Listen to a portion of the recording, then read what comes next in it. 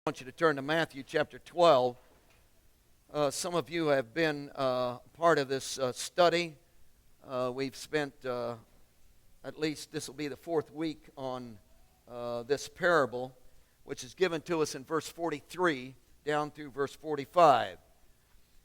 It is a climax. This will, by the way, will be the finish of it tonight, and then we'll move on into the rest of the chapter. But this parable has been very significant for me in what it's trying to say in terms of spiritual truth for my own life. So I appreciate you walking through this with me. As you look at this parable, of course, it's the climax of a discourse that Jesus is giving that literally starts at verse 38. But when you look at verse 38, of course, that's a climax and all tied in to the whole flow of the rest of the chapter, which has all been going on in one day. So it's been the Sabbath day, and there are all these controversial situations going on between Jesus and the Pharisees in relationship to the law of the Sabbath day and so forth. And they finally ended up calling him, of course, that he was full of the devil, in league with Beelzebub, the prince of the demons. And they've laid that whole thing on him, and he's given a discourse on that. Now they've come asking for a sign.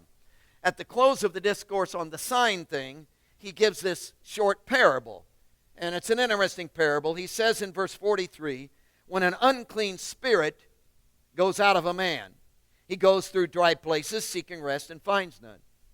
Then he says, I will return to my house from which I came. And when he comes, he finds it empty, swept, and put in order. Then he goes and takes with him 7 other spirits more wicked than himself, and they enter and dwell there. Then the last state of that man will be worse than the first. So shall it be with this wicked generation. Let's pray. Don't want to say anything you don't say. Don't want to think any thoughts you don't think, Jesus. Not out to get anybody. Not out to put anybody in their place. Only want to have your redemptive heart. Save us from all the pitfalls of our own selfishness and self-centeredness. And somehow bathe us totally in your spirit and in your design and in your thought process. Give us the mind of Christ. Let the nature of God so possess us that which was instinctively come out of us would be you. That our flow and the way we view things, our attitudes, the way we handle things would all be about you. Can't pull that off. You must do it in us. So we give ourselves to you for that purpose tonight. We love you. Man, we love you. We are overwhelmed by you. And we bask in who you are. Bless us in your word tonight. Speak to us directly. In Jesus' name I pray. Amen. There are 4 basic concepts that are found in this parable, and we've been walking through them. And I want to briefly walk through them again. We're dealing with the last one tonight, last concept that's found in this parable. But you're going to have to help me tonight by using your imagination, which you won't have any trouble doing. And over on this side, I want to paint a picture for you, and again, use your imagination to see it. I want to paint you the picture of a world. Here's an entire world filled with lots of people. And every one of the people in this world are full of themselves. You've got to really stretch your imagination to get a hold of this. They're full of themselves. They're all wrapped up in themselves. They only think about themselves. Their whole life is all about themselves. Every object of focus is really nothing but themselves. Everything they desire is all for themselves. Their whole design and plan for life is about themselves. They're just so wrapped up. They have a theme song, Oh, I Will Love Myself. They're just all wrapped up in themselves. And I know it's hard to imagine that, but here's an entire world with nothing but a group of people who are just stuck on themselves. Even in their relationships are really all based on what it does for themselves. It isn't that they don't love others, but they only love others because it contributes to themselves. See, their love is always conditional. If you help me and you love me, I'll love you. If you don't, I won't. See, they don't love their enemies. They just love people who love them because it benefits them. And oh, I love you. Why? Because you're a plumber and you help you take care of my plumbing. Oh, you're an electrician, I love you, so you take care of my... See, and we use, they're users, but it's all about self. They're all wrapped up in themselves. It's what they can get, and their love is in relationship is all conditional. In the realm of materialism, it's all about themselves, what they can get for themselves, what will make them comfortable, what make them feel good, what they enjoy. It's all about themselves. And they'll use you to get what they want because they're full of themselves. They're just a people. This whole world is just, that I'm trying to describe to you, is just, it's hard to imagine, but they're just all wrapped up in themselves. And everything they touch is for themselves. And they build this power thing, which is all about themselves. And they manipulate things in materialism and use it for power, but it's all for themselves. They're just really all wrapped up in themselves. It isn't that this group isn't smart. They are. They're educated. Yeah, a lot of them are really educated, really smart, and they love those titles. But it's all about themselves. See, they're all wrapped up in themselves, and they love the positions. In fact, they love the best seats in the synagogue. That's the up front seats where everybody sees I'm here. They're all wrapped up in themselves. They love the titles to be spoken in the marketplace. Rabbi, Rabbi, Doctor, Pope, Bishop, Elder, Reverend. They love it. Because it's all about themselves. Because they're all wrapped up in themselves and totally focused on themselves. So their whole educational system is all about building their own wisdom and how smart they are. And, they make great prayers on the street corner. And why? It's all because, wasn't that a phenomenal prayer? He's just, wow. It's all about themselves. They love to give generously to other people as long as it can be, hey, here's as it floats into the offering plate. And everybody goes, whoa. Because it's all about themselves. See, they're all wrapped up in themselves. Everything is about themselves. Their whole focus, it's hard to imagine, isn't it? A whole world full of people just like that, who are all wrapped up in themselves. In fact, they've even built a whole religious life. It isn't that they aren't religious. Oh, no. They worship God. Why? Because it benefits themselves.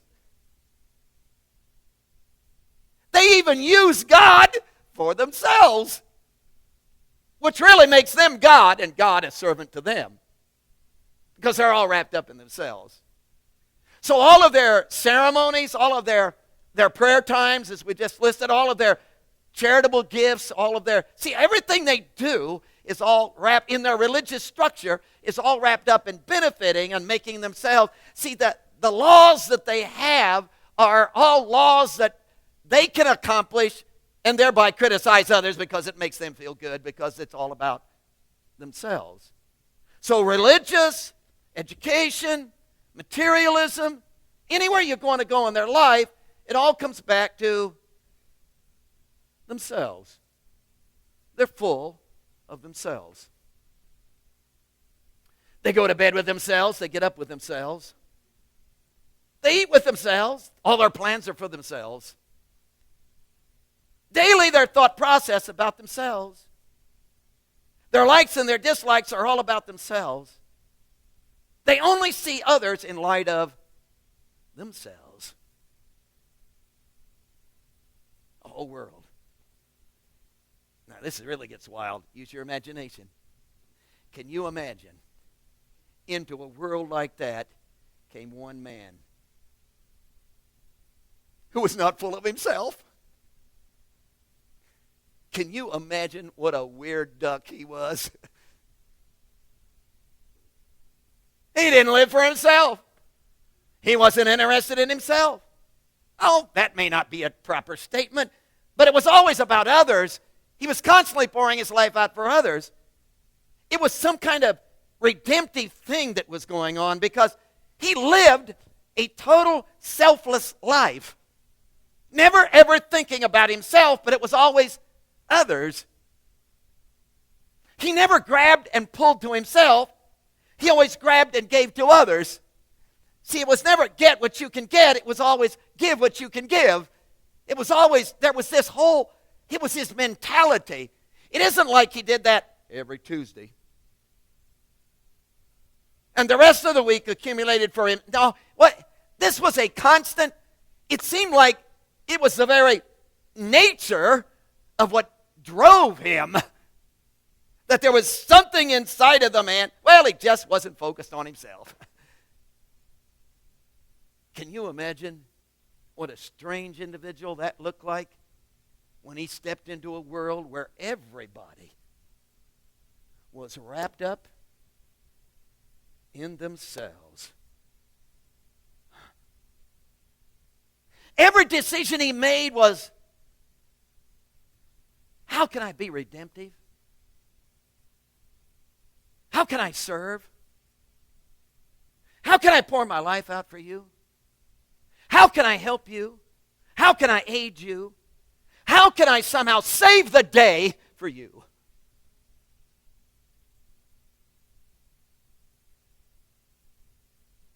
Even down to when they nailed him to a tree and he's saying, Father, forgive them. Come on, if you ever had a right to say, Father, damn them.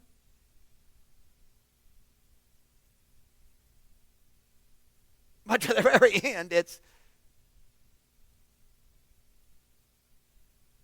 what are you going to do with a guy like that? He's just,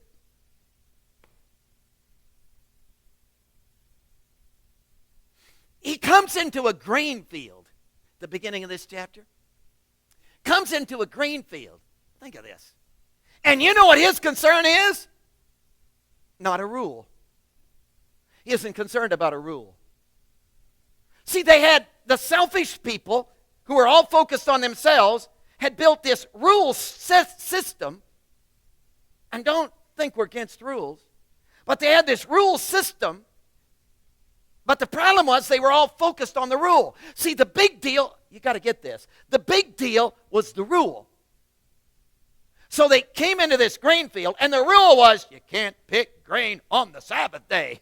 And here's these disciples of Jesus, the selfless man, and they're all picking grain like mad and eating because they're hungry. So Jesus is all wrapped up in, hey, let hungry people eat. And they're all bent out of shape about what? A rule. Now think this through. See, it isn't that there aren't rules, but the rules aren't what matters. What matters is the individual involved in the rule.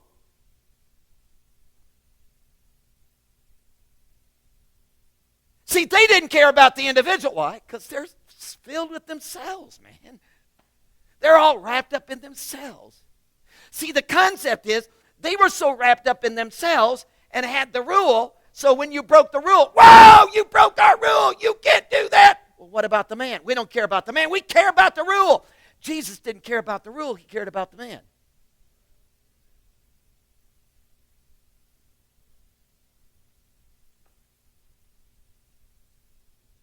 We have a rule. You can't stay at the CSC and drink. Well, amen, brother. You drink, you're gone. Was that a good rule? Yeah, we hate drink. We hate alcohol. We despise it. If I had the ability, I'd just wipe it off the face of the earth. The majority of guys in Wilson County Jail, I'm going to calm down, wouldn't be there if it wasn't for drink. I hate it. But it's not the rule. It's the guy who's drinking I'm concerned about. Look what it's doing to him. Look at how it's killing his life. Look how it ruined his family. Look how it pulled the rug right out from under him. Look how it destroys his very soul. Look what it's doing to his mind. Look how it ruined his very life. Look. It isn't, you broke our rule. No, it's not that. It's, Did that make sense to you?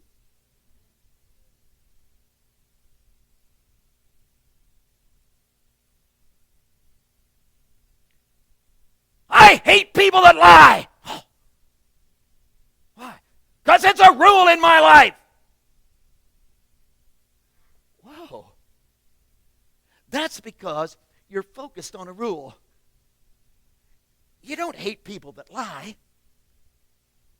You bleed over people that lie. Why?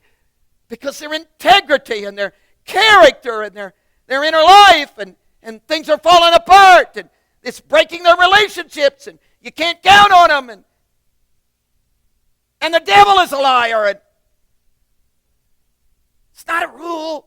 It's about the person. See, when you come to me and say, do you know what they did? I don't care what they did. I care about them. See, why aren't you wringing your hands saying, oh, their lives are going to be ruined. Their hearts are not what they ought to be. Their spiritual life isn't what I hurt for them. You're all wrapped up in, oh. Does that make sense to you? Here's this whole selfish, self-centered world, and they're all stuck. It isn't that they aren't religious. Jesus comes into a grain field. Oh, they pick grain. I don't care. Why? Because it's not about a rule. It's about hungry people. Interesting, they went right out of that scene in chapter 12, and you know what the scene is. They come to the synagogue, and there's this guy with a withered hand, and oh, you can't heal a withered hand on the Sabbath day. And Jesus said, I care about the man. Do you see the difference in focus?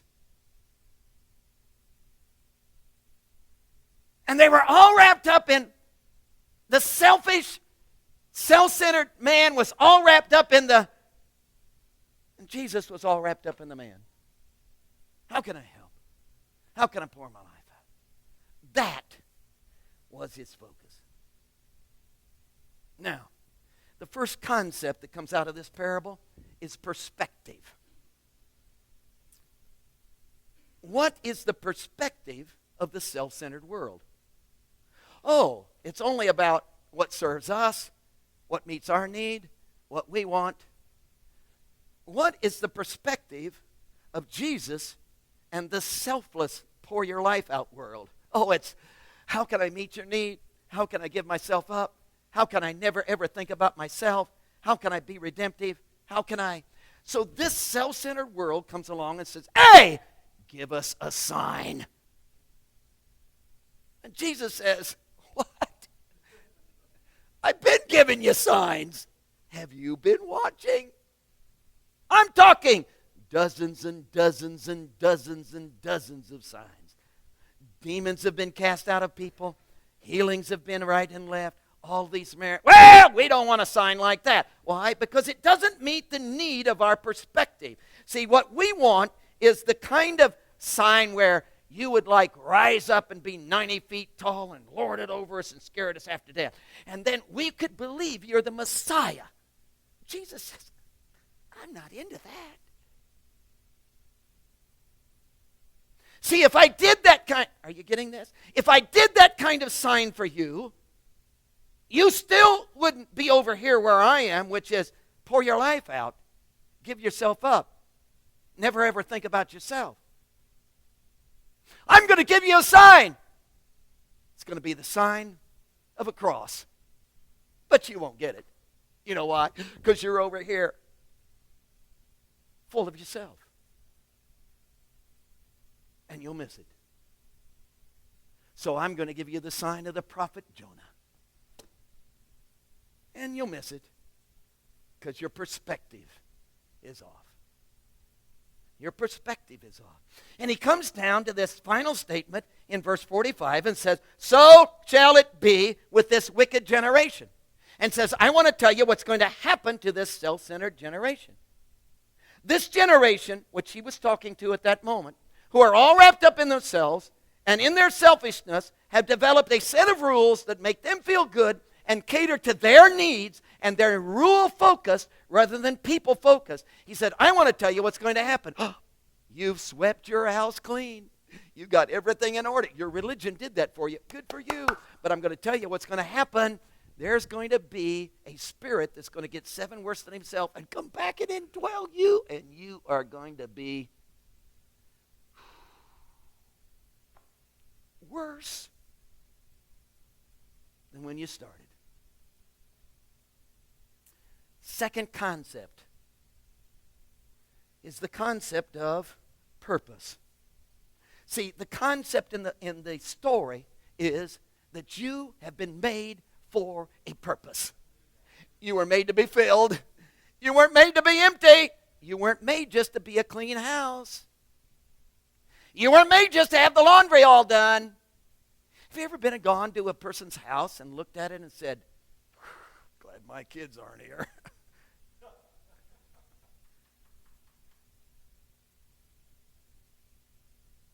I mean, everything is just so, you just want to walk around going, no, I can't sit down. It's beautiful, beautiful, but it's not lived in. See, you weren't made to be that kind of house. Well, I've worked really hard to get in my, you weren't, no. Well, I'm doing the best no. Well, listen, I sweat the, no. You were made for intimate relationship, to be filled, and you will be filled with someone. Oh, make it Jesus. Last week, we talked about the third concept, which is the concept of progression. And it's the fact that the whole story is in a progression. Then, in fact, he uses this statement that the last state will be worse than the first. And he uses this statement, and the last state of that man is worse than the first. That's the statement. So this whole thing is in progression. In other words, I want you to tell me what you'd like to be like 20 years from now. What kind of person do you want to be? What kind of feelings do you want to have? What kind of activities do you want in your life? What kind of relationships do you want to have? What would you like to be 20 years? Well, if you want to know what you're going to be 20 years from now, I can tell you. Go home and look in the mirror. You'll be a 20-year older version than you are right now. Because what you are now is what you're going to be then. And if you don't like what you are now, because what you are now is going to get worse and worse, or better and better, and it's going to progress. In fact, do you realize you are going to live forever? I don't know why that's so startling to people. Because I thought we all knew that all the time, and probably you did. But I've had people go, no, is everybody going to live forever? Yes. Everybody lives forever, folks. Baptists live forever. Nazarenes live forever. Christians live forever. Non-Christians live forever. Everybody's going to be raised from the dead. Everybody lives forever. The issue is not living forever. The issue is that whatever you are now, you are going to progress for the next 1,000,000,000 years.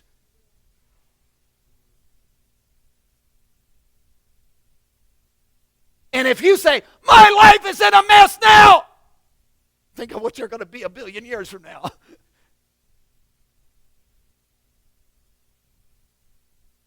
It will never, ever be easier for you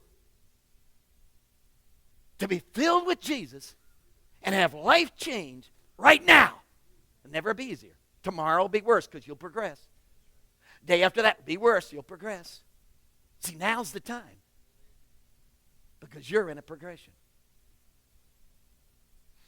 The concept for tonight. Oh, man. We've got 6 minutes. The concept for tonight. Proxy. Now, this is a strong concept in the passage. Rules will not take the place of filling. Rules, religion, ceremony are not a substitute for intimacy with Jesus. See, that's the whole parable. Here was a whole bunch of Jews, and what did they do? They swept the house clean. Yay, yay, yay. They had all the laundry done and put it all the socks were in the proper drawer. Everything was the closet was just cleaned out. Isn't like your closet. It was all cleaned out. It was just everything was marked. Everything was just exactly. They had and the house was all in order. Yay, yay, yay, yay, yay. But that's not a substitute for being filled with the nature of Jesus. It just isn't a substitute. Now, there's 5 illustrations of this.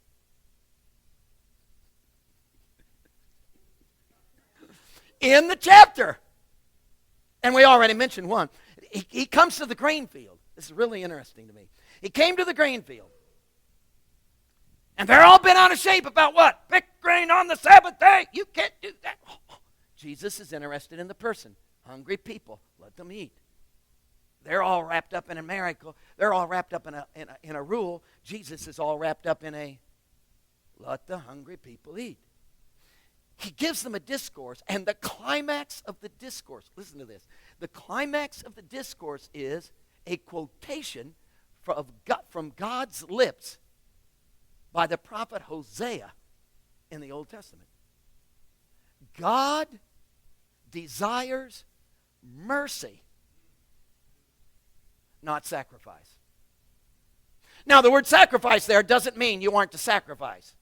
We're going to take up an offering here in a minute. So it's not about not sacrificing. See, that's not the issue. The word sacrifice there means religious ceremonies. Like offering a sacrifice, which they did all the time. So you see, they did all the religious ceremonies down at the church. They made all the proper sacrifices down at the church. They did the right, I prayed, I had my devotions. I prayed before my meals. See, they did all the right things in the ceremonies of religion, but they had no mercy. Why? Because, you see, sacrifice, rule, you can't, we did, you didn't kind of stuff. We cleaned the house. We swept it. We got everything in order. Doesn't take the place of intimacy, which produces mercy. See what you think of this. Mercy is messy.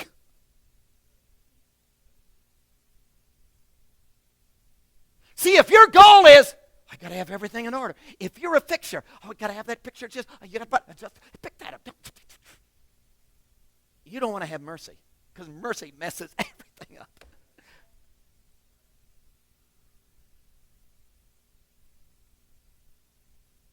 See, if your life is an established schedule, I get up at this time, I do this, I got to have my morning coffee and my cigarette, and you just, then you don't want to get into mercy, because mercy will mess up your schedule. They'll call you at 3 a.m. in the morning.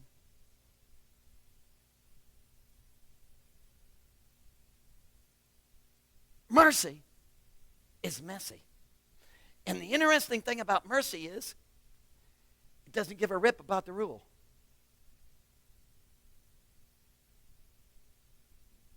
It cares about the person. How can you minister to the person?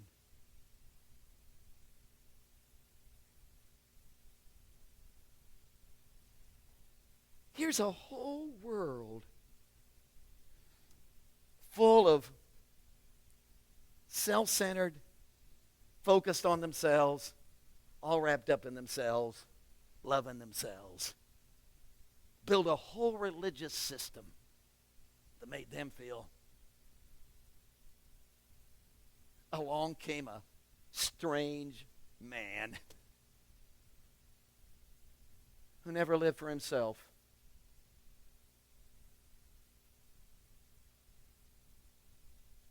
Who believed in mercy.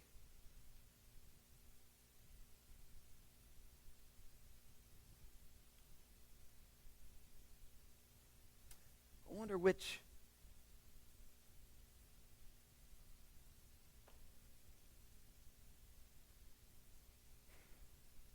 world you're in. Jesus,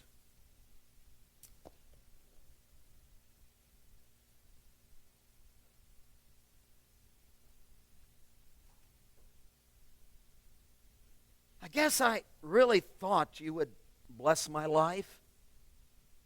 I mean, at least applaud every now and then for all the phenomenal stuff I do for you.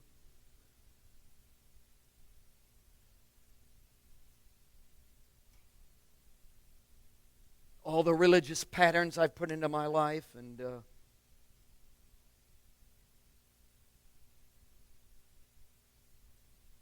money I've put into the offering plate, and time I've taken out to study the Word. And I mean, don't you kind of owe me?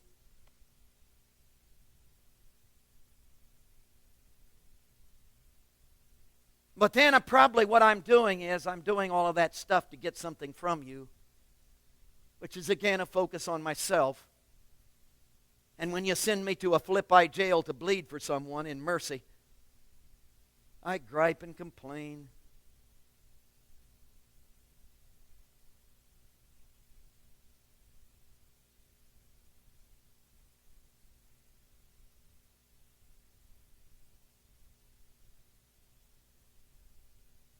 And Lord, it does just tick me off when people don't keep my rules.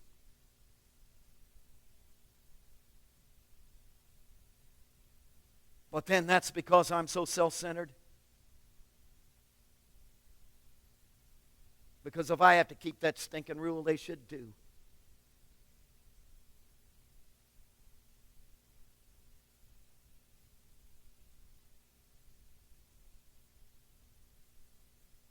And I had no mercy and no embrace on my fellow man.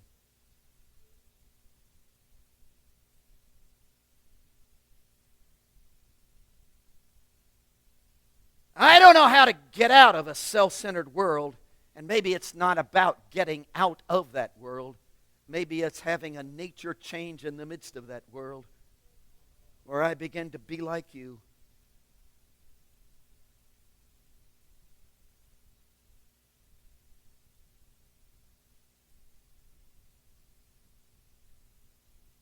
And God, I'm sorry tonight for every time I've griped and complained for the mess that having mercy got me into. Because I see you dying on a cross with overwhelming mercy spilling out of you, and what a mess it got you into. All because you wanted to have mercy. And if you'd have been focused on yourself and all wrapped up in yourself, you'd have made your little trip back to heaven and had a big time. And you'd have damned all of us bad people. But you were all wrapped up in mercy. Not the rule, not the sacrifice, not the ceremony.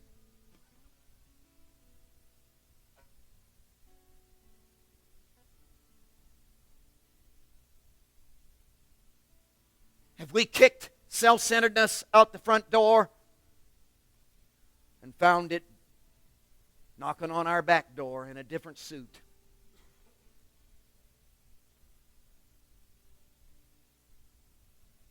And teach us tonight, O God. Teach me tonight, O God, that keeping the house clean, putting everything away, doing the laundry, got the closet organized, is not a substitute for the intimacy of your presence, flowing mercy through my life.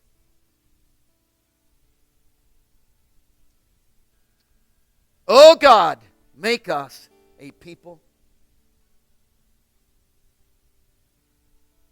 who care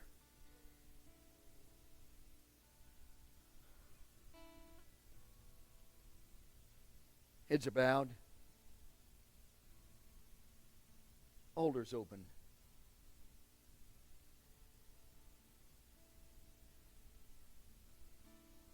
He had mercy on you. It was messy. Would you let Him flow mercy through you? It'll mess up your life, ruin your patterns, upset your schedule,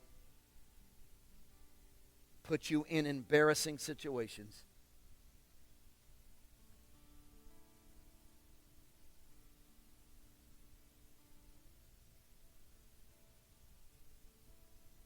Would you let Him go to the depth of your mind and your heart tonight and deliver you from yourself?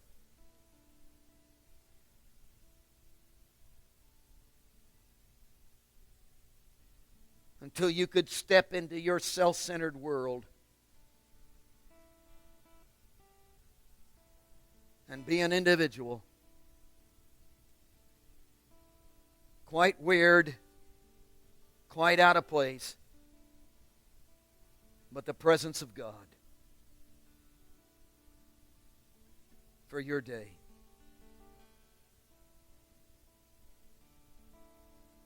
Want to seek with me?